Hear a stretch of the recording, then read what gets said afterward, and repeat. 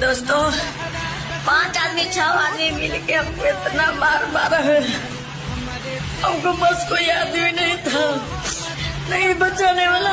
इन्हें मछली खाकर छठ मनानी थी, फिर क्या हुआ, 4-5 लोगों ने आकर इनकी अच्छी तरह से छठ मनवा दी। गाय खाएंगे, कौन सा केस होगा वो काट के खाएंगे। अच्छा। जिसको जो है प्रॉब्लम भाई हर चीज माथा ठेस हो जाती है। ये है हमारे देश की डरी हुई माइनॉरिटी, ये है हमारे देश का डरा हुआ मुसलमान। ऐसी डरी हुई माइनॉरिटी का डर हम लोग अच्छे से निकालना जानते हैं। बोलो ना तुम बोलो चुप हो जा भाई, बोलो तुम ही बोल लो ना भाई चुप हो तू। मनोज भाई भी आ गए भाई, बहुत बढ़िया भाई, पकड़ लिया आज हमारे कुछ भाई लोगों ने जो कि धरातल पर काम करते हैं, उन्होंने इसके घर पर जाकर इसकी अच्छे से खातिरदारी करी व फिर इसे पुलिस को सौंप दिया। ऐसे वायरस का यही वैक्सीन इलाज है।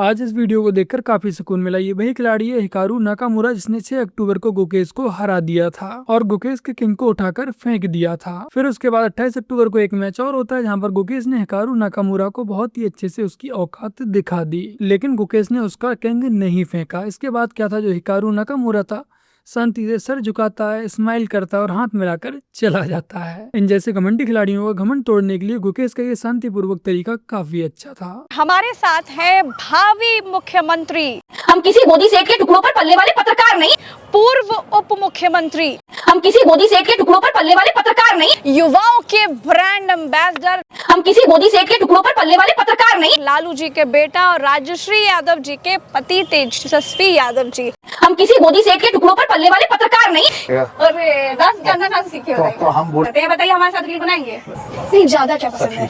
मेरा सवाल पूरा होना चाहिए। हम देखे हैं कि आप फ्लाइट में रहते हैं तो सतुआ खा लेते हैं, आप बस में रहते हैं तो सतुआ अचार खा लेते हैं, कैसे मतलब लेके जाते, बाहर घूम के ले जाते खाना? फेवरेट हीरोइन होंगी, घूमने उमने कहीं जाते हैं कि नहीं? चुनाव जब थोड़ा नेतागिरी का सब काम खत्म हो जाता है तो घर परिवार के साथ घूमने उमने जाते हैं? कोई फेवरेट जगह है आपकी? हमारे उत्तर प्रदेश में अखिलेश जी लंदन जाते हैं, उनको बहुत पसंद है। आप बताइए कहाँ जाते हैं? सब लोग अपनी अपनी डिग्री छुपा लेते हैं, आपने क्यों नहीं छुपा? आप भी झूठ बोलते थे, सब नेता लोग बोलते हैं। क्रिकेट खेलते थे और ऐसा नहीं हम पढ़ाई में अच्छे नहीं थे, हम पढ़ाई में तो भी बोल अच्छे देते, थे। आपके पिता तो मुख्यमंत्री थे, आपने क्यों नहीं झूठ बोला? अब आप देखिए ना, झूठ क्यों बोलना, जो है सो है। अभी बन रहे डॉक्टर, कोई डॉक्टरेट की डिग्री ले, डॉक्टर तेजस्वी यादव, आज मलाल तो नहीं होता है।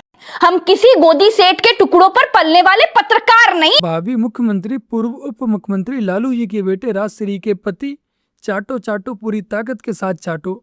बेचारा तेजस्वी यादव भी सोच रहा होगा कि ये अपने साथ साथ मेरी भी फजीहत करवाने वाली है, लेकिन हाँ, आप लोग इसे गोदी मीडिया बिल्कुल भी मत कहिएगा। और ये देखिए राहुल गांधी, और ये देखिए राहुल गांधी, राहुल जी, ये देखिए राहुल जी, और उन्होंने हाथ हिलाकर वेव किया हमारे कैमरे पर। राहुल जी आपको देख पा रहे होंगे, राहुल जी तमाम सीनियर लीडर्स के साथ आगे बढ़ते हुए दिख रहे हैं और उनके साथ ये जो बटालियन पुलिस की सुरक्षा चक्र है ये भी नजर।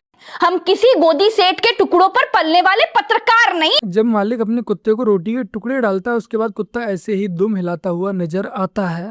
जो तस्वीरें सभी के लिए आश्चर्य का विषय बनी हुई है, ये राहुल गांधी हैं दोस्तों। आप देखिए इनको, ये राहुल गांधी हैं। राहुल गांधी सर पर हेलमेट लगाए हुए हैं, एक बाइकर की तरह हेलमेट लगाए हुए हैं। कोई इनको इस वेश में देखकर पहचान नहीं पा रहा है, पहचान नहीं सकता है कि ये वाकई राहुल गांधी है। और गाड़ी देखिए, एकदम सुपर बाइक पर राहुल गांधी बैठे हुए हैं और चलते हुए आगे जा रहे हैं। पीछे लद्दाख की बड़ी बड़ी पहाड़ियां हैं।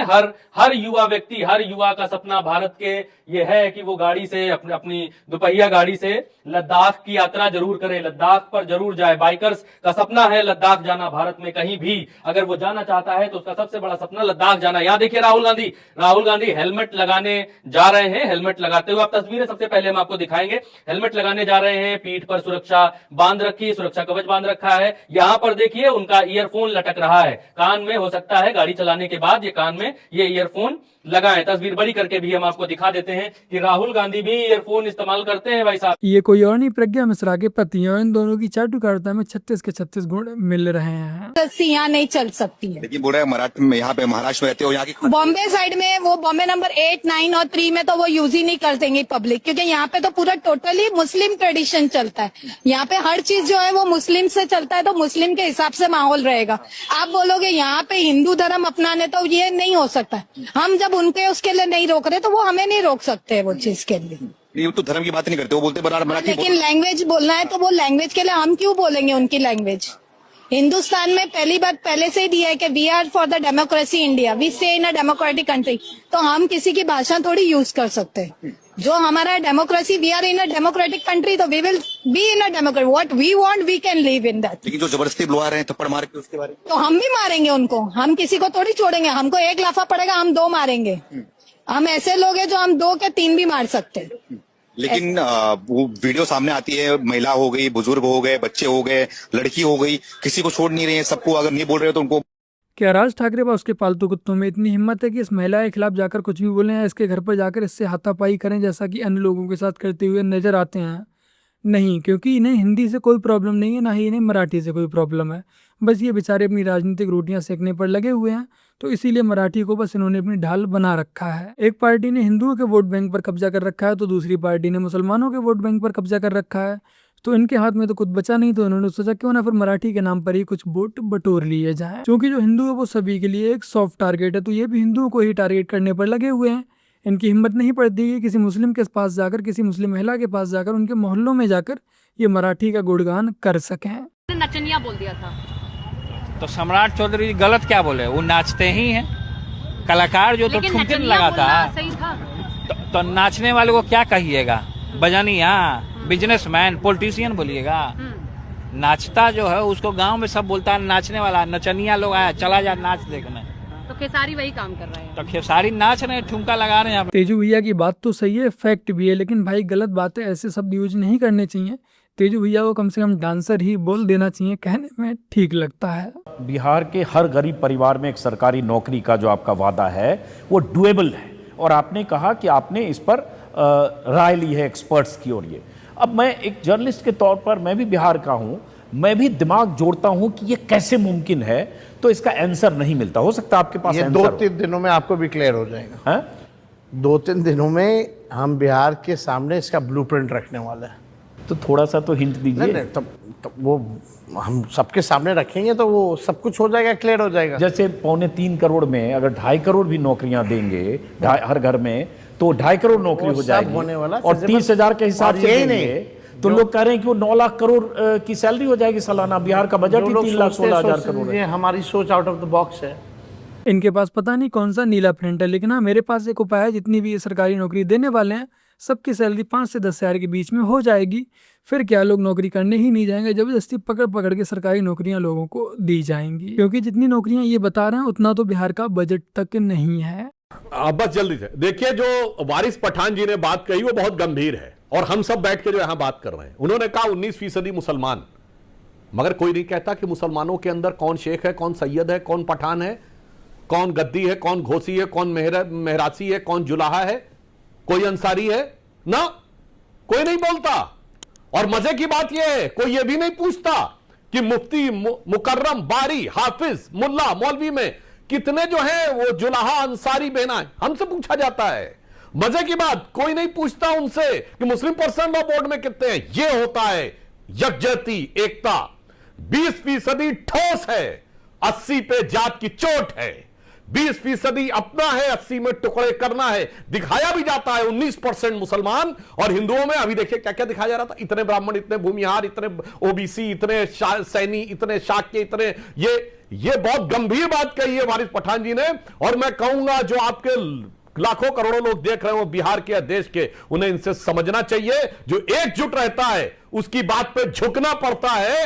लालू प्रसाद यादव जी जिस समाज का प्रतिनिधित्व करते हैं वो गोपालक समाज था, वो इन लोगों को गाय खाने से रोक नहीं पाए। इन लोगों ने मुहर्रम के ताजिए के आगे झुकवा दिया और इमारतें शरिया में तेजस्वी यादव से बुलवा दिया। ये होती है ताकत जो वारिस पठान जी ने कहा, जरा गंभीरता से। तो बस मेरे प्यारे भाई बहनों, आज की अपनी इस वीडियो में इतना ही। वीडियो को लाइक, शेयर, कमेंट और अपने इस चैनल को सब्सक्राइब आज से कर लीजिएगा। चलिए फिर मिलते हैं एक और नई वीडियो के साथ। तब तक के लिए जय हिंद, वंदे मातरम, जय श्री राम।